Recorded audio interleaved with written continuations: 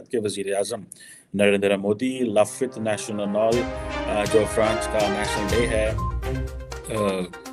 उस पे जा रहे हैं, जिसको बैस्टाइल डे भी कहा जाता है। और पर्टिकुलरली ये जो बैस्टाइल डे है नॉर्मली ये उन मुल्कों में कहा जाता है जहाँ पे जो इंग्लिश स्पीकिंग ममालिक हैं वहाँ पे ये होता है। देखिए, हमने इससे पहले देखा कि इंडिया के पीएम जब अमेरिका गए हैं तो वहाँ पर उनको किस तरीके से बहुत ही ज़्यादा इज्जत मिली और बहुत ज़बरदस्त उनका वार्म वेलकम किया गया। और फिर उसके बाद जो जो कुछ होता रहा हम आपको बताते रहे। जितने दिन वो वहाँ पर रहे हैं, हर न्यू डे पर एक नई हमें खबर सामने मिलती थी कि ना सिर्फ ये कि उनके साथ किसकी मुलाकातें हो रही हैं, पूरा अमेरिका टूट पड़ा था उनसे वहाँ पर मिलने के लिए और बिजनेस कम्युनिटी खास तौर पर। लेकिन इसी के साथ हमने एग्रीमेंट्स जो होते देखे।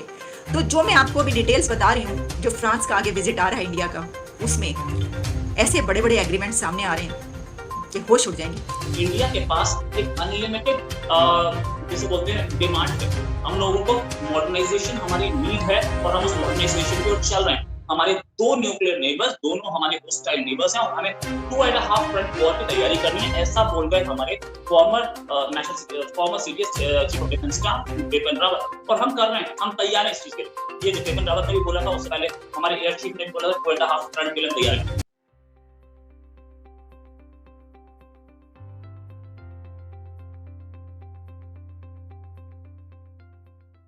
नमस्कार दोस्तों, स्वागत है आप सभी का कारमा पोस्ट चैनल में। फ्रांस के दंगे रुकने का नाम नहीं ले रहे।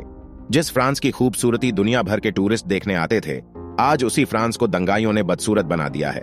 फ्रांस अब जल्द से जल्द दंगों को खत्म करना चाहता है, क्योंकि फ्रांस के लिए सबसे महत्वपूर्ण दिन आने वाला है। यह दिन फ्रांस के लिए 2 कारणों से बेहद महत्वपूर्ण होने वाला है, क्योंकि फ्रांस के लोग जिस दिन का पूरे साल इंतजार करते हैं, उसी दिन भारत के प्रधानमंत्री नरेंद्र मोदी फ्रांस पहुंचने वाले हैं। लेकिन पूरी दुनिया यह जानना चाहती है कि फ्रांस में चल रहे बवाल के बीच पीएम मोदी वहां कैसे पहुंचेंगे। इसी को देखते हुए फ्रांस ने एक बड़ा कदम उठाते हुए अपने एक बड़े अधिकारी को भारत भेजने का फैसला किया है। इस अधिकारी के बारे में आपको थोड़ा आगे बताते हैं, लेकिन उससे पहले आप यह जान लीजिए कि जिस तरह से भारत को गणतंत्र दिवस का इंतजार रहता है, लगभग उतना ही इंतजार फ्रांस को 14 जुलाई का है। 14 जुलाई को फ्रांस बैस्टिल डे मनाएगा। यह फ्रांस का नेशनल डे कहलाता है।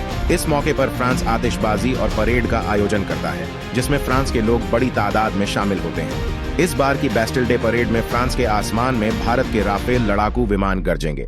पीएम मोदी को फ्रांस की इसी सैन्य परेड बैस्टिल डे में बतौर चीफ गेस्ट के तौर पर बुलाया गया है। फ्रांस ने पीएम मोदी को होस्ट करने की तैयारियां काफी पहले ही शुरू कर दी थी, लेकिन फ्रांस में अचानक दंगे भड़क गए। अब सवाल यह है कि फ्रांस कैसे पीएम मोदी को भरोसा दिलाएं कि वहां की स्थिति वह सामान्य कर लेगा। इसीलिए फ्रांस ने अपने नेशनल सिक्योरिटी एडवाइजर को भारत भेजने का फैसला किया है। 6 जुलाई को फ्रेंच एनएसए के भारत पहुंचने की संभावना है। फ्रेंच एनएसए भारत में आकर बताएंगे कि वह किस तरह से पीएम मोदी की सुरक्षा का ख्याल रखेंगे। फ्रेंच एनएसए भारत सरकार को जानकारी देंगे कि कैसे उनकी सरकार जल्द से जल्द इन दंगों को खत्म कर देगी। आपको बता दें कि फ्रांस नहीं चाहता कि इन दंगों के कारण पीएम मोदी का फ्रांस का दौरा रद्द हो जाए। इसीलिए भारत को विश्वास दिलाने के लिए फ्रांस ने अपने एनएसए को भेज दिया। आपको बता दें कि फ्रांस की सड़कों पर अभी भी दंगे हो रहे हैं। दंगाइयों ने फ्रांस के कई इलाकों को जलाकर राख कर दिया है। अब से कुछ ही दिन बाद फ्रांस को बैस्टिल डे का आयोजन करना है। ऐसे में फ्रांस की सरकार अब जबरदस्त एक्शन में आ गई है। तो भारत से भी मेरा ख्याल 2 या 3 जहाज़ जो हैं वो जा रहे हैं, राफेल ही जा रहे हैं जो भारत ने रिसेंटली एक्वायर किए थे, ख़रीदे थे। अब ये जो जिसे वो कहते हैं ना कि ये जो विज़िट है ये बड़ा इम्पोर्टेंट है। और इसमें अगर आप देखें कि एक इनकी एक कंपनी है, क्या नाम है उसका, फ्रांस की सफ़रान उसे बोलते हैं, जो कि बेसिकली इंटरनेशनल हाई-टेक ग्रुप है, जो कि एविएशन इंडस्ट्री में बड़ा परफ़ॉर्म कर रहा है। उसका भी बड़ा इम्पोर्टेंट रोल है, क्योंकि जो इमैनुअल मैक्रोन है, उसने ग्रीन सिग्नल दे दिया है सफ़रान को। सफ़रान ऑब्वियसली इसकी एग्ज़ैक्ट प्रोनंसिएशन यही होगी सफ़रान, कि वो जॉइंटली जो है वो डेवलप करे, डिज़ाइन करे, मैन्युफैक्चर करे इंजन्स जो कि इंडिया को दिए जाएँगे। और इस पहले जो हुआ एक विजिट अमेरिका का इंडिया के प्राइम मिनिस्टर ने किया और उसकी धूम मच गई और उस पर हमने बहुत से प्रोग्राम्स किए, क्योंकि उसमें एग्रीमेंट्स ही इतने ज़्यादा हुए, उसमें बहुत सारी डेवलपमेंट्स ही इतनी ज़्यादा हुई कि हमें उसके ऊपर इतने ही प्रोग्राम करने पड़े। लेकिन अभी तो उसी की धूम मची हुई थी कि एक और विजिट भी आ गया, और वो है कि इंडिया के प्राइम मिनिस्टर अब विजिट करने जा रहे हैं फ्रांस का। पेरिस पहुँचेंगे वो 13 जुलाई को, इसी मंथ में, कि जो भी इसमें होंगे, चाहे वो नेवी के हवाले से कोई हो या कोई और इसके अंदर एग्रीमेंट हो, उसमें इंडिया के अंदर टेक्नोलॉजी दी जाएगी। टेक्नोलॉजी के बगैर इंडिया बात नहीं करता, उन्होंने ये कह दिया। To jointly design, develop test, manufacture and certify an engine that will power India's AMCA. तो इस इंजन को जो डेवलप दोनों मिलकर करेंगे और फ्रांस की टेक्नोलॉजी ट्रांसफ़र होगी इंडिया में, इसकी कुछ और डिटेल्स भी सामने आ रही हैं। जैसे कि कहा यह जा रहा है कि 2 डे विजिट से पहले, 2 डे विजिट है सिर्फ इनका, अमेरिका को तो काफ़ी दिनों का विजिट था। इसमें GE 414 engine deal with the US जो सामने आई थी हम ना, उससे पहले हमने ये बात की थी। लेकिन अब इसके बारे में कहा जा रहा है कि जो मैक्रोन हैं उन्होंने ये ग्रीन सिग्नल दे दिया है कि जैसा मैंने आपको बताया कि jointly design, develop, test, manufacture, finally certify an engine that will empower India's twin engine. और इसमें है advanced multi role combat aircraft AMCA। ये है AMCA जो हमने कहा है, उसका ये एब्रीवेशन था उसका।